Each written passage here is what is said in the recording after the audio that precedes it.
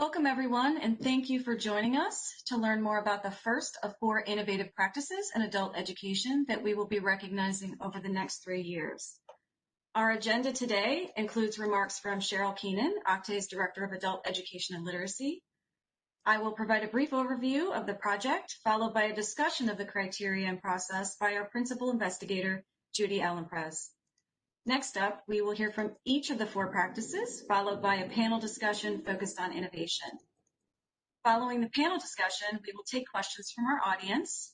And finally, at the close of the webinar today, I will share how you can learn more about the Advancing Innovation Project, about these 4 practices, and how you can apply for the next round. We have an ambitious agenda for the next 60 minutes, so let's get started. We're going to begin today with a welcome from Cheryl Keenan, Octave's Director of Adult Education and Literacy. Cheryl?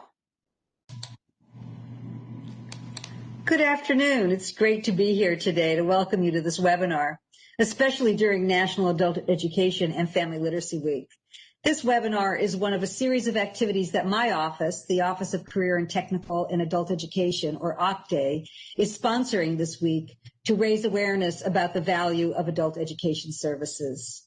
When my team was planning events for this week, we believed it was especially important to recognize programs that are actively committed to innovating. The 4 programs that we recognize today applied in the first round of applications of a project designed to shine a light on innovative practices within adult education programs. So thank you, Wendy, Carla, Holly, and Jane, for stepping up and applying in our first round. And thank you for your commitment to improving services to your learners. As this project continues, our aim is to compile a list of innovative practices to share with other adult educators and with the broader workforce community. My message to you, our audience participants today, is this. I hope you are inspired by these 4 programs. I encourage you to reflect on what we are learning about innovation and perhaps apply for recognition of an innovative practice in your program in one of our future rounds. So thank you and enjoy the webinar.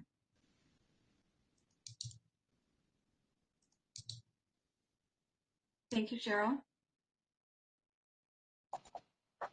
So just to give you a little bit of an overview, the Advancing Innovation in Adult Education Project is a 5-year effort to identify and highlight innovative practices in adult education. As Cheryl mentioned, it is funded by OCTAE and led by Manhattan Strategy Group in partnership with Apt Associates. Today, we're talking about the first of 5 rounds of selected practices that will be highlighted in national dissemination efforts. And just to give you a sense of our timeline, as you know, today we're talking about round 1. Round 2 applications were submitted in April of this year and are currently under review. We are gearing up to launch the round 3 application phase due at the end of January 2021, and then we'll have round 4 and 5 following in 2021 and 2022. Our final announcements will be made in the summer of 2023. I'd like to turn it over to Judy now to provide you with some insights into how we can identify these 4 HSED programs. Thank you, Lori. Next slide. To provide the context for the innovative practices that are being discussed today, I'm going to first review the criteria and processes that we use to select these practices. When we began the project, we wanted a definition of practice that would be supported by stakeholders across education systems and that is relevant to adult education. So we adapted the definition used by the Organization for Economic Cooperation and Development, OECD, to come to the point where we have 3 types of practices as shown on the slide. The first is a product, such as a curriculum or instructional materials or assessment materials. The second type of practice is a service, such as the inclusion of career and college advising or other kinds of student supports. And the third type of practice is a process for delivering adult education services, such as online learning, or as ways of organizing services, such as integrated education and training or alternative approaches to a secondary credential. These practices can be newly developed or significantly improved in terms of their content, mode of delivery, use with different populations of learners, or in other ways. Next slide, please. The practices must also provide data about positive outcomes for adult learners. As shown in the slide, these outcomes include, but are not limited to, attainment of credentials or certificates at the secondary or post-secondary level, enrollment in post-secondary education or training programs, or development of skills. Next slide. We also set criteria to use in selecting the practices. We have used 3 categories of criteria. The first is the administrative criteria concerning the funding source for the program offering the practice, which needs to be WIOA Title II, the Adult Education and Family Literacy Act, and the timeline for the development or refinement of the practice, where we are asking for practices that have been developed or significantly enhanced within 10 years.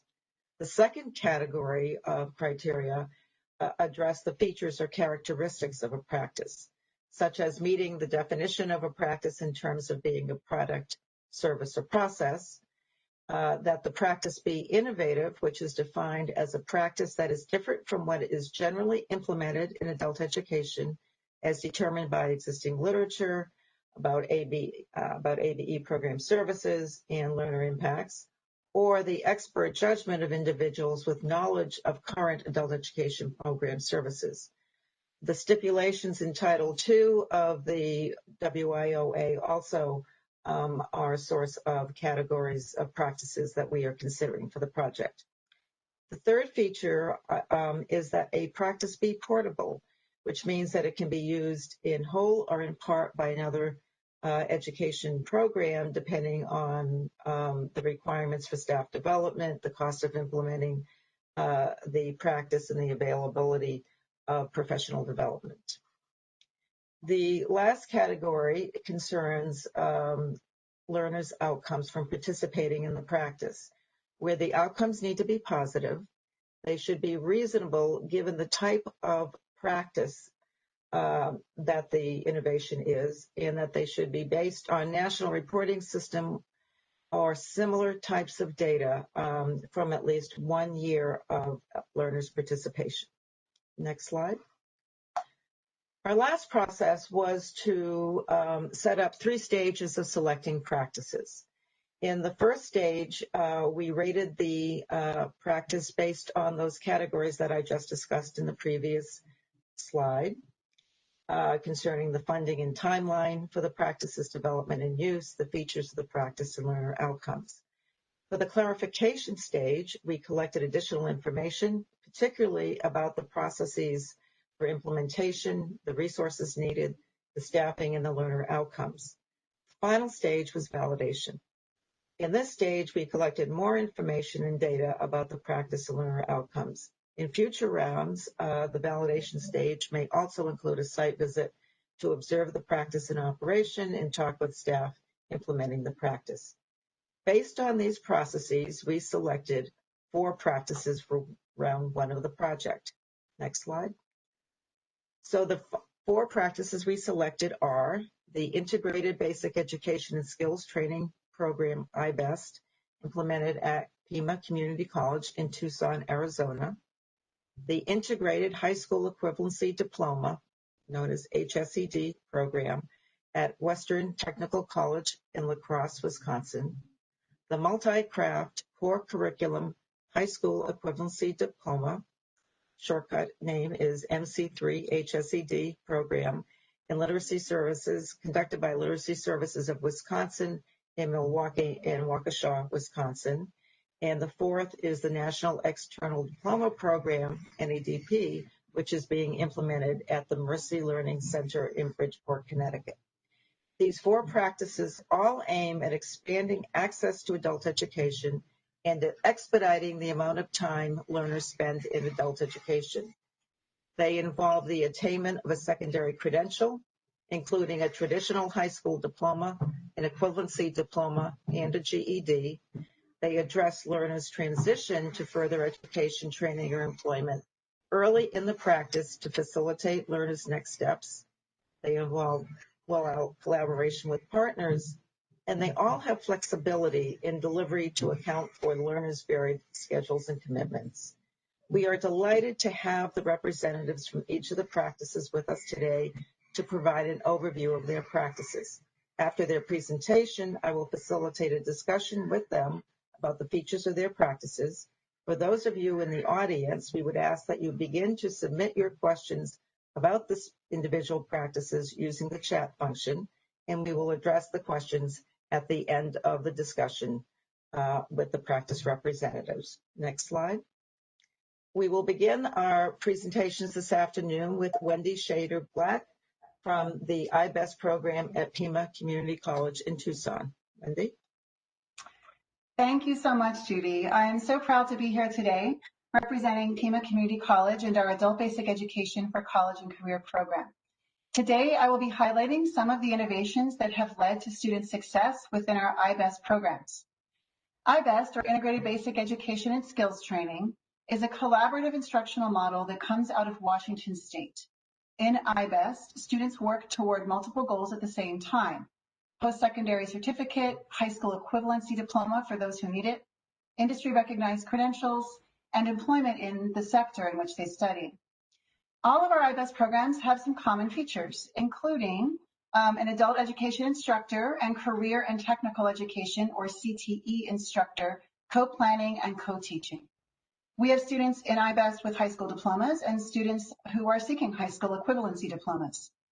IBEST programs use a cohort model and are typically about a year long. They all involve industry-recognized credentials, which are built into our CTE partner certificates. All IBEST programs are eligible for ability to benefit financial aid, and most students also co-enroll with One Stop. Finally, our program design embeds coordinated wraparound supports for students from all partners. IBEST in and of itself is an innovative model, but I'd like to highlight today some of the innovations that we have made to that model inside of our own context. First, the integrated support to help students pass the GED or complete Arizona's new HSED Plus Career Ready portfolio to attain their high school equivalency diploma, braided funding and the use of ability to benefit, our teaming approach to collaboration, and embedded wraparound and support services. We also include co-enrollment with One Stop into our IBEST intake process, which is another innovation that we've developed over time. I'll go into a little bit more detail about some of these innovations, starting with our funding model. We've worked hard to build strong relationships around the college and with our One Stop partners to ensure the wraparound supports that students need, including leveraging WIOA Title I dollars, local college funds, and federal financial aid for high school equivalency seekers using the ability to benefit provision. Often, our students will use Title I funding to cover tuition costs for the first 6 credits, and then they'll shift over to ATB for the remainder of their certificate program. And while both ATB and Title I funding possibilities improve access to college and career training programs, they definitely increase the access and those possibilities for our students. Another innovation we've developed is the teaming approach to our IBEST program implementation in the areas of leadership, instruction, and operations. So it's essential to have the leadership from all partners be involved in the design and development of this integrated model. As we discover obstacles or challenges, the leadership team is ready to make changes to address them, sometimes large systemic changes. These leaders are also responsible for holding their own teams accountable to the goals and expectations of the program. On our instructional teams, the adult ed instructors meet with the CTE faculty and our IBEST advisor every week. This consistency helps to facilitate the instructional collaboration that is at the heart of any IBEST and plays an essential role in ensuring the students have a seamless educational experience. Operations teams manage program implementation across multiple complex partner systems. They adjust the program design when needed. It plans events and shares data on student progress, attendance, and employment. When there are crisis situations, we think together as a team and identify resources for students.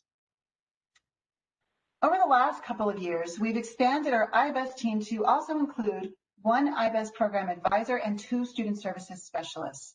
And this team leads the intake process. It helps students navigate these systems, connect students to employment opportunities, and provide supports as students have life challenges hit. They also help with financial aid, They provide testing support and manage all of our data. Together, this student services team provides a supportive and holistic approach to student development. So overall, we've seen some really strong student outcomes with this model. We see a 75% completion rate in our IBEST programs. 80% of our students are employed within a year of completion, and 50% of those students are employed in the sector in which they trained. But not all students move into employment. In our two most recent IBEST cohorts, 57% of those students continue to the next level of certificate, so they carry on with their education. Our ATB recipients are completing post-secondary certificates at slightly higher rates than those not using ATB, and 71% of our students who are seeking their high school equivalency diploma pass the entire GED exam during that program year. In our most recent AIT IBEST cohort, 14 students earned a combined 78 industry recognized credentials, giving them a real advantage as they go out and seek employment. So there have been so many positive results from this model. Seeing adult learners pass the GED, earn A's and B's in their college classes, earn industry recognized credentials, and then start a career or continue in college. This is why we continue to innovate and invest in this model. We see the results of the hard work in bringing together the large, complex systems of adult ed, career and technical ed, and WIOA Title I partners in increased access and in student success. This motivates us to continue to innovate so that we can strengthen, scale, and adapt this model to meet the needs of our students as they prepare to enter this rapidly changing workforce landscape.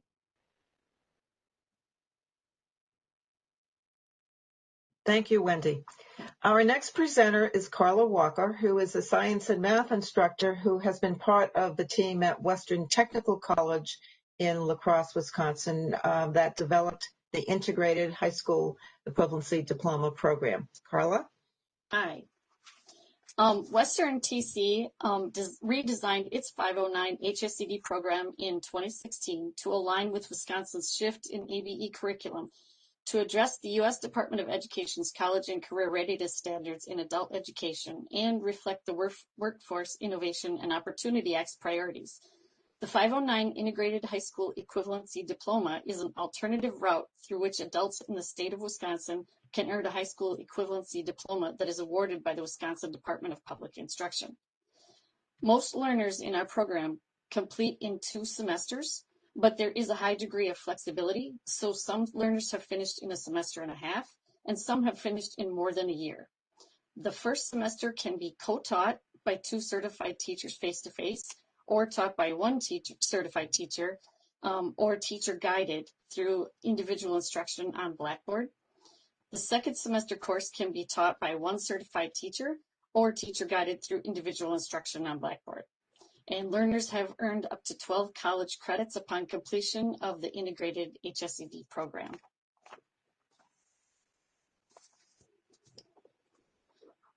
These are the requirements for the 2 semesters. There are 5 units in the semester 1 course which can stand alone. Once a learner has completed a unit, they do not have to repeat it. The course curriculum integrates 7 content areas: communication, health, math, reading, science, social studies, and computer literacy across 5 thematic units that reflect the learner's process of achieving a diploma or starting a career: preparation, building, balance, challenges and obstacles, and change. In semester 2, learners take a course called Transition. It addresses the employability competencies and allows for work on credits for prior learning. The second semester also includes an option to enroll in a college course. Learners take the AccuPlacer, apply to the college, and submit a financial aid form. Then they meet with a career coach to enroll in a course as a pathway to a program.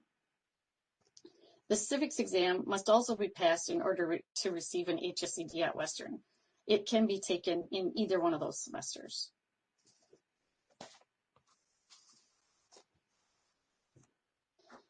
This program structure has the flexibility to serve learners at high risk for interruptions in their education. The first semester, organized into those 5 units, enables learners to stop after completion of a unit and continue on a new unit at a later date if necessary. Learners have up to 2 years to complete the 5 units.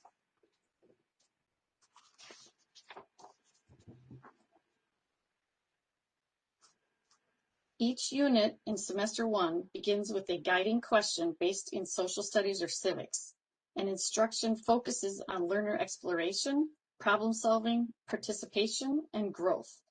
Most of the lessons or activities had to be created by the lead teachers.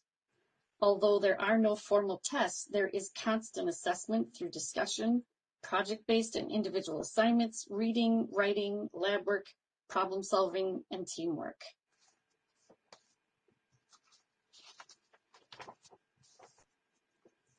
Learners compile their work in a portfolio during the second semester, and at the close of the course, they can choose to interview with a business instructor to obtain credit for prior learning.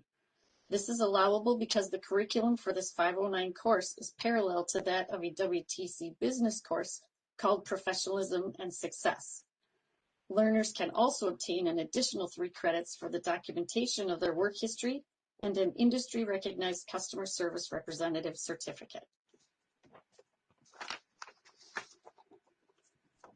The rates of learners participating in the integrated HSED program have increased annually. Many past learners have recruited friends and family members to enroll in the program.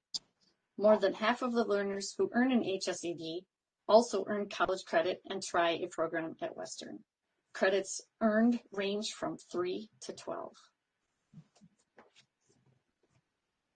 Thank you very much, Carla. I'd like to note that this practice that Carla just described and the one that Holly is going to describe next are examples of the state of Wisconsin's 5.09 high school equivalency option that enables adult education programs to develop unique high school equivalency programs that meet the 509 criteria set forth by the Wisconsin Department of Public Instruction. So this is looking at one option, one mechanism that both programs have used in very creative ways. So our next presenter is Holly McCoy, who is the Executive Director of Literacy Services of Wisconsin, and she will discuss the multi-craft core curriculum high school diploma equivalency program. Holly? Thank you. Literacy Services of Wisconsin is a nonprofit adult literacy organization located in the cities of Milwaukee and Waukesha, Wisconsin. We used to be Big Step. We developed different locations, and our continuum of programming combines academic programs, digital literacy, and workforce skills training to help students prepare for employment and/or post-secondary transition and enrollment. Our organization stands behind our solid outcomes, which have consistently produced the highest number of GED, HSED graduates in the greater Milwaukee area for a community-based organization that is not also officially designated a GED testing site. Literacy Services works directly with the Wisconsin Technical College System to partner on Adult Education and Family Literacy Act grants that specifically support our comprehensive bridge programming.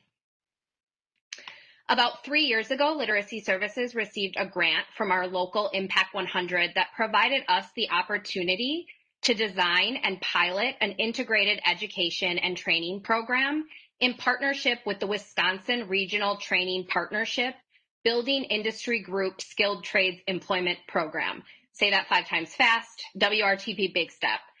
We developed what is now known as the MC3 HSED program. Participants in Literacy Services program have the opportunity to earn their high school equivalency diploma by completing a curriculum based on competencies aligned with the nationally recognized and implemented college and career readiness standards alongside the multi-craft core curriculum. Wisconsin's Department of Public Instruction has an alternative public instruction code for high school equivalency. Judy actually just mentioned that. Those codes include a 509, which is what our HSED program is. A HSED program is a great opportunity for adults to approach their credential in a different way. Aside from the civics and AccuPlacer, all other assessments in the program are entirely performance-based and allow students to achieve competencies in their own way. It empowers students to think more about their learning. In order to enter an apprenticeship in the building trades, a participant needs a high school diploma. We were able to address this need in our community by aligning the programs of our 2 separate organizations. Wisconsin's construction industry projects a 10% increase in the next decade, making this program a necessary piece to supporting the state. This program is a unique way to connect adults in need of a high school credential directly to a pathway for apprenticeship within the building trades. Participants are concurrently enrolled in both programs, and the instructors work together to make sure the curriculum is aligned and students are receiving contextualized support. This also provides an opportunity for students to improve their foundational reading, writing, and numeracy skills in a learning environment directly linked to their desired field. The MC3 curriculum includes all of the modules that you'll see on the slide. MC3 was developed by the North America's Building Trades Union, and although the curriculum can be accessed online, we deliver the instruction in person with an industry expert. Requirements for entry into the program are that students must be 18 and a half, be a Wisconsin resident, have a TABE NRS level 3 or higher on a level M, and have interest in the building trades. We work primarily with adults and some opportunity youth who may be disengaged from the traditional school systems. We've had to adapt our entry requirements during transition from TABE 910 to 1112. The whole purpose of an HSED is to provide equitable access, and we wanted to ensure that students were given realistic entry expectations. All students must interview with a member of the building trades before entry into the course. Another thing to note is that the MC3 is a WIOA recognized pre-apprenticeship credential, and the outcomes and responsibilities of each organization within our partnership are listed on the screen. The program can range anywhere from 16 to 18 weeks and requires students to complete projects outside of their designated class time to ensure that they meet their 320-hour requirement. The hour requirement is based on state-mandated guidance for our 509 HSED programs, and some class days are longer than 4 hours. Students may go on a field trip to the Painters Hall or attend community events or visit other related organizations and work sites that extend their class day outside of their normal schedule. We piloted this program in 2017, and we evaluated the pilot and considered communication between organizations, instructors, and student feedback. And then for our second year, we had a 75% completion rate. As I'm sure is pretty similar across the board, 2019-2020 fiscal year was impacted heavily by COVID-19. And even though we were able to successfully transition online, many of our students were not able to follow through on coursework, even with the additional support. So we've gathered some additional feedback, and we're hopeful that this fiscal year will be even better, even with virtual learning. Thank you very much, Holly. Our last presenter is Jane Ferreira, who is the president and CEO of the Mercy Learning Center in Bridgeport, Connecticut. Jane will discuss the National External Diploma Program. Thank you, Judy.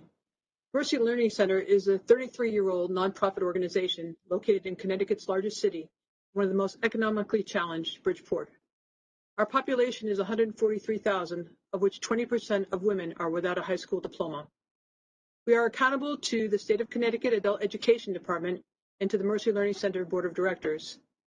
Established in 1987, our founders, who are educators, recognized that women were not able to assist their children with their homework and began a literacy program for women. Our motto is educate a woman, educate a family. We serve approximately 1,100 women a year from over 55 different countries, ages 17 to 80, and 98% are at or below poverty. The NEDP is one of several programs offered at Mercy Learning Center. Our students' initial academic ranges are from beginning to high intermediate ESL and beginning ABE to high intermediate basic education. Our curriculum is integrated so that students can move from full-time to part-time as need be according to their work schedule or their family needs. Our support services allow students to remain in school throughout periods of difficulty.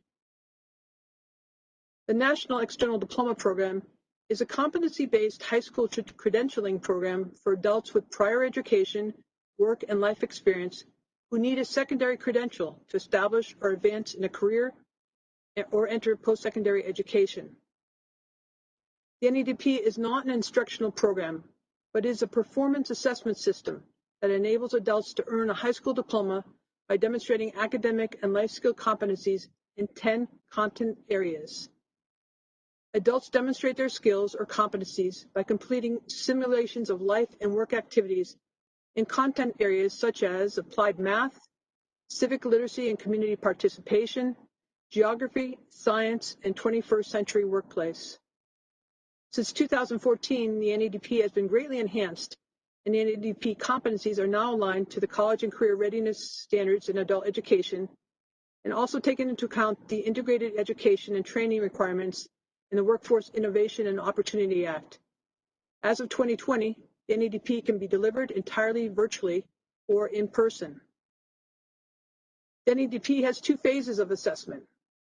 The first phase is a diagnostic assessment in which adults qualify to participate in the NEDP by meeting score levels designated for the CASAS reading and math tests and a writing assessment. They also complete a series of self-assessments in career exploration and technology and determine their individualized skill in employment, occupational training, or their readiness for post-secondary education. Adults who meet the CASAS test requirements and have an individualized skill they can demonstrate enter the second phase of the NEDP, which is generalized assessment. Adults who do not meet these requirements are encouraged to participate in our tutoring program or other classes, and then retest so they can enter the program. In the generalized assessment phase, adults demonstrate their skill in the 10 academic and life skill areas by completing their work independently and then by meeting with an assessor on a weekly basis. Adults also must demonstrate an individualized skill through prior work experience, participation in an occupational training program, demonstration of a specialized skill such as perhaps music or tailoring, or demonstrate their readiness to enter college. Adults who demonstrate 100% mastery of the EDP competencies can earn a traditional high school diploma. The NEDP uses a competency framework that includes adults' demonstration of academic and life skills and of a specialized skill that is the basis of their receipt of a high school diploma. Through the performance assessment system, the NEDP enables adults to develop their skills and knowledge by fulfilling their assessment requirements. The NEDP program works when you have resources available to your NEDP team. Since our team is part of a larger educational program, access to supplemental instruction if a student falls short in the diagnostic phase has been critical for our success. The student may be assigned a tutor who will be given her the instruction needed in the areas that she is weak in, or if the student is having other difficulties, transportation problems, childcare issues, medical needs, she will be assigned a caseworker, and this caseworker will help her stay within the program and advance in her educational journey. I would highly recommend this program for those students who struggle with testing anxiety or perhaps do not do well on timed tests. This program is extremely flexible and can be managed by an excellent trained assessor to be able to work with the student's schedule on maintaining the integrity of the assessment phase. Some students have done this program in about 4 months, and our longest student took 15 months because of her medical condition. This program is ideal for the non-traditional student who has work experience, some basic education, computer skills, and needs to focus on achieving a high school diploma. Students in this program are typically raising families, working full-time, and trying to get schooling. Thank you. Thank you very much, Jane. Thanks to all of you for your informative presentations about your practices. They really illustrate many aspects of innovation, and we are very grateful to you for that. So our next part of the seminar is our discussion, my discussion with the presenters, and we're going to begin by asking each of you to describe the aspects of the practice that the learners find particularly appealing and that motivate them to enroll in the practice. And Wendy, I'm going to begin with you. Sure. Yeah, I think our students are drawn to our IBES programs for a few reasons. For our students who are seeking a high school equivalency diploma, it's about access to college and to employment opportunities they did not feel were otherwise available to them. When they learn that they can study for the GED at the same time that they work toward a college certificate, our students are excited and they're motivated to go and have that opportunity. And then when they learn that they have access to funding through Ability to Benefit or Title I funds, well, it's a game changer. Students are also drawn to the support that they're going to get from the 2 instructors and the additional instructional time, as well as a dedicated student services team. So many of our students have shared with us that they felt unconfident coming into a college program, but when they learned that there would be additional support for math, for writing, English language, or technology skills, students felt supported and more confident that they could succeed. They also really value the partnership with One Stop and recognize, I think, the multiple benefits that this integrated model provides for them, and that will connect them with real employment opportunities.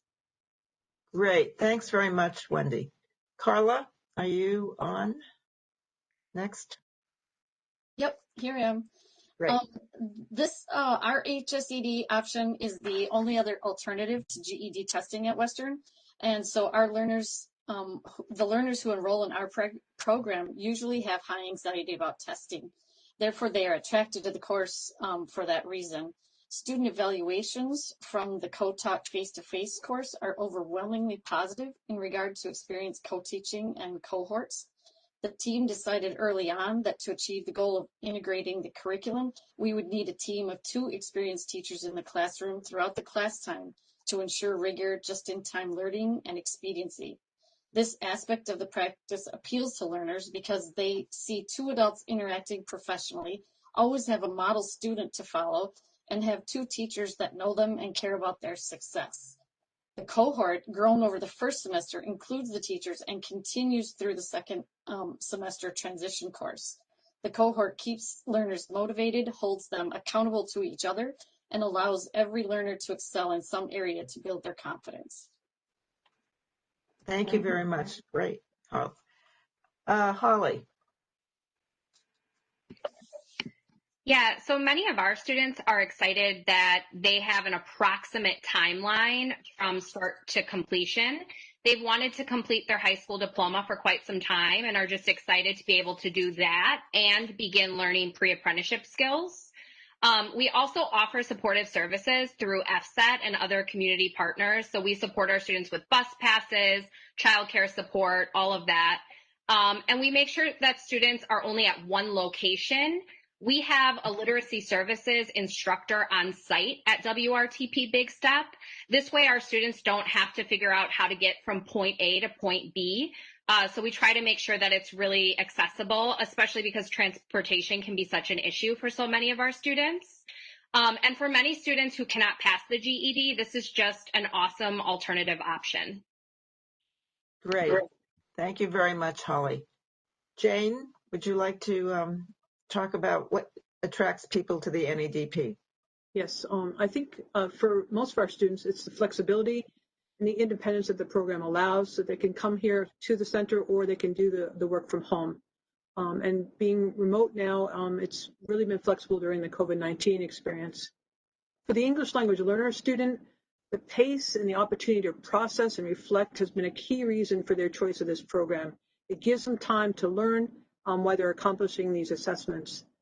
I think for the older student, receiving acknowledgement of their prior work and life experience is very affirming for them, and it keeps them engaged in the program because they know they can get their high school diploma. For all students, I think knowing that the NEDP program is accepted nationwide, it's also very appealing to them, and knowing that they can easily get into especially our local community colleges with this certification, with this diploma, it makes it very real for them, and it's very successful for them to go on to a post-secondary education. Great. Thanks so much, Jane. So next, where I'm going to ask a question to each of you that is particular to your practice. And I'll start with Wendy again. And Wendy, given the array of services that Pima Community College's iBest program offers, how do the iBest staff ensure that the college and community partners are working well together to support iBest services and learner success in iBest? Yeah, thanks, Judy. You know, I spoke in my presentation about how we build this structure into our program design that supports regular collaboration among all partners and that establishes well-defined roles and contributions to the student experience. So these leadership, instructional, and operations teams are all comprised of representation from all partners and are committed to meeting regularly to ensure seamless integration of services for our students. But for today, I think the best way to illustrate how this teaming structure works and to emphasize the importance of having this strong collaboration in place, I think the best way to do that is with the student's story. So I'm going to share a story about one of our students who's come through our program. His name is John, and he was already facing many life challenges when he came to our program.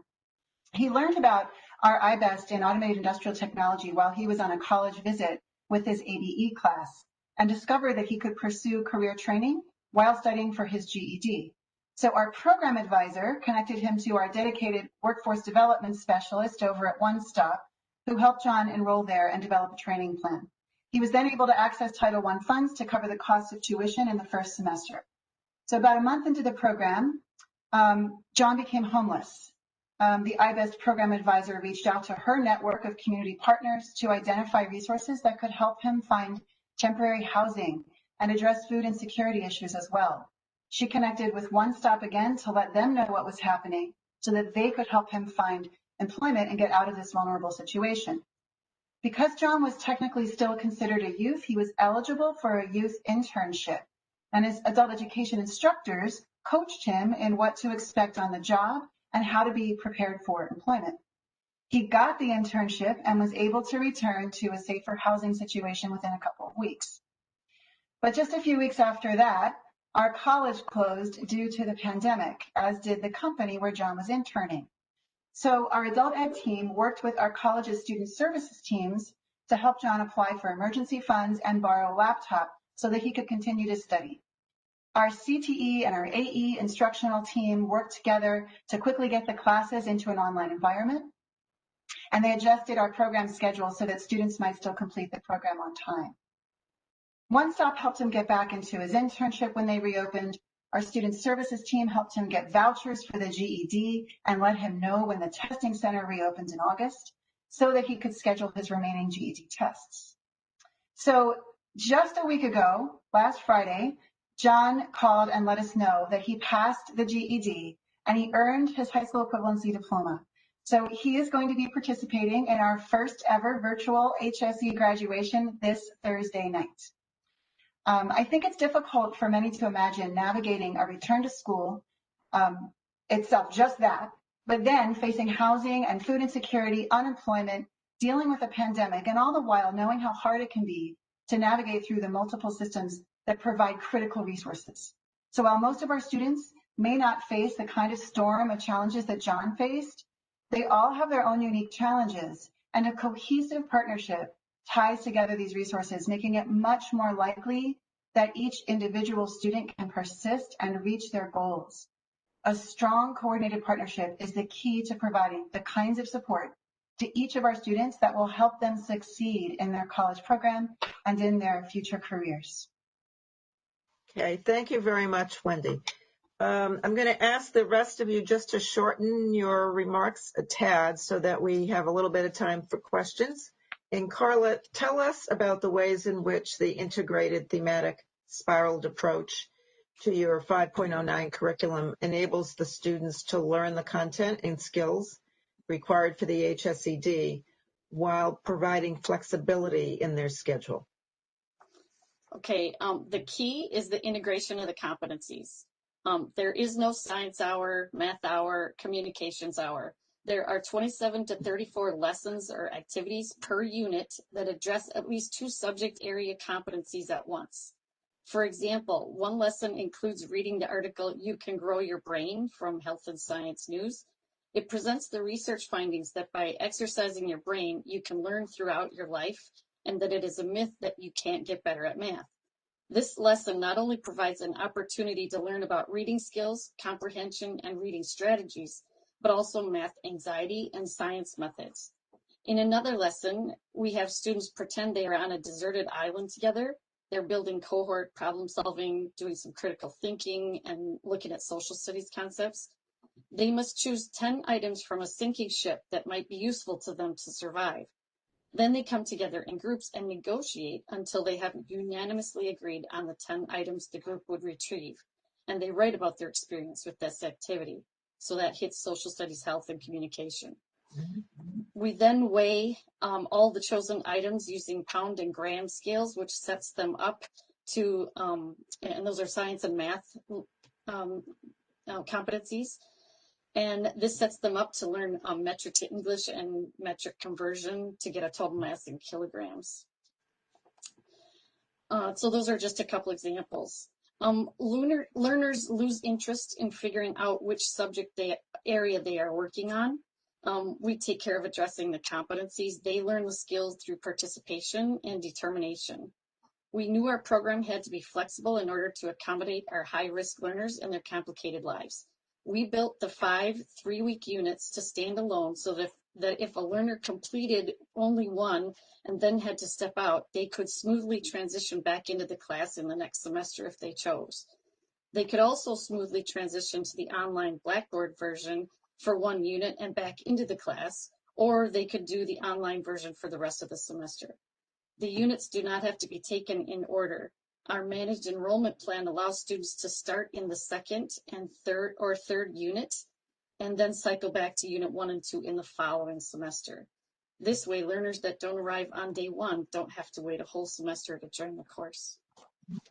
Great. Thank you so much, Carla. Sure. Holly. Let's see. Tell us about the ways in which the Literacy Services of Wisconsin and your partners work with program participants to keep them focused on completing their pre-apprenticeship certificate and consider a longer-term career pathway that involves an apprenticeship. So from the moment that students express interest in our program, we create a clear timeline for how and when different aspects of the program will begin, along with setting clear expectations for each. We offer a supportive environment with individual attention, and students are given a calendar that outlines when they will be doing their MC3, HSED, and/or hands-on training. We also make sure that we bring in-industry experts to work with students while they are learning. This allows for students to build relationships with not only their instructors, but also develop a rapport with those in the field.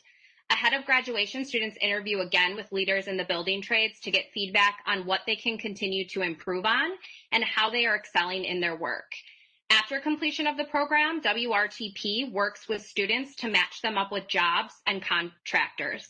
All students must apply to an apprenticeship upon completion of their MC3 HSED, and this also means that we have to simultaneously prepare students for the AccuPlacer to ensure that they have enough exposure to the different trades to make that informed decision on which trade they would like to go into.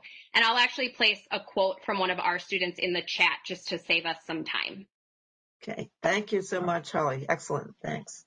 Okay, Jane, given the NEDP's design that involves the competency framework and applied performance assessments, tell us about the ways in which learners' participation in the NEDP has strengthened their skills and motivation and helped them to determine their next steps in life. I found the students who graduate from the program have a new outlook on their lives. They're stronger academically, having built up their confidence while doing these competencies. Because of the rigor of this program, many students share that they have learned so much more than when they were in the classroom. Having to do PowerPoint presentations, public speaking, critical analysis has enriched their personal growth.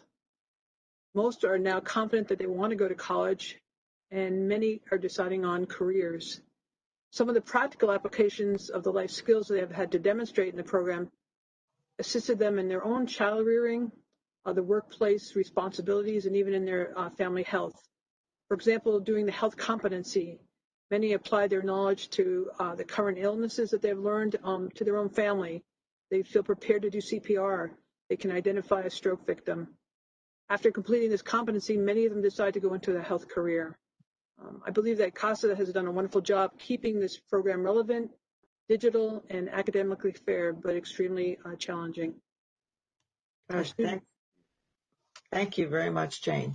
Well, thanks to each of you for your insights about your practices and the ways in which they really are enabling adult learners to both advance in their education and their overall well-being. Melissa, I'm going to turn it to you. Are there any questions? There are a few. There were a few folks that were interested in the target audience and the NRS levels of those students. So just we're interested in what level students the programs are targeting. Right. So that information is in the compendium that we are preparing. So I think they can look at that, and that might save some time and Absolutely. be easy. As somebody requested a Holly talk a little bit more about changing the agency's approach with the tape testing. I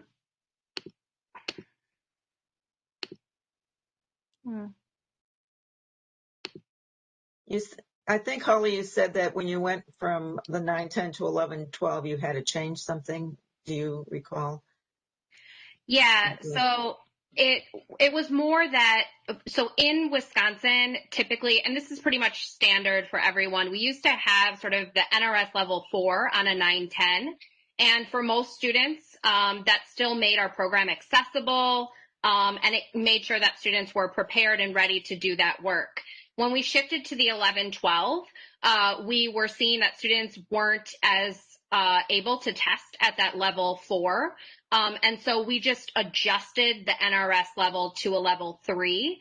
And what we have found, and right, it's not research-based, it's just internal best practice, is that most of our students who are at that NRS level 3 are pretty equitable to what was a level 4 on the 9-10. So that's all I meant by that. Okay, thank you, Holly. There was a question about the equivalency diplomas being recognized by all states and whether or not that was the case across the programs. Yes, I mean, the Wisconsin is a state diploma, so it's a state level diploma. The external diploma program, the diploma is either issued by a local school board, which is the case in Connecticut, or it's a state issued diploma. So the answer would be yes, they are recognized. And we had one just come in about the NEDP. Were there any participants not able to finish the program? Yes. Often if they have some kind of medical situation or that they move out of state and that state may not have the NEDP in process. But it's usually, even with that situation now, because NEDP has gone remote, you can actually finish a student now that's moved out of state and that the state may not be having the NEDP program as part of their high school equivalency. So it's pretty flexible now with the ability to go virtual. Great. Thank you, Jane. Okay, Lori, I'm going to turn it back to you now. If there are no other questions, Melissa, are we okay with the questions? I think good. Okay. Thank you to our panelists today for your laser focus on innovation and for the great conversation, and to everyone who joined us. In the coming weeks, we will be posting a number of resources about these 4 practices on our website, so do please visit links. Judy referenced one of them, the compendium. There will be a gallery of practices, and we'll share some other materials. In the meantime, we encourage you to apply for the next round due in January. We are officially launching the round 3 application phase later this month, but did not want to miss an opportunity to direct you to the information.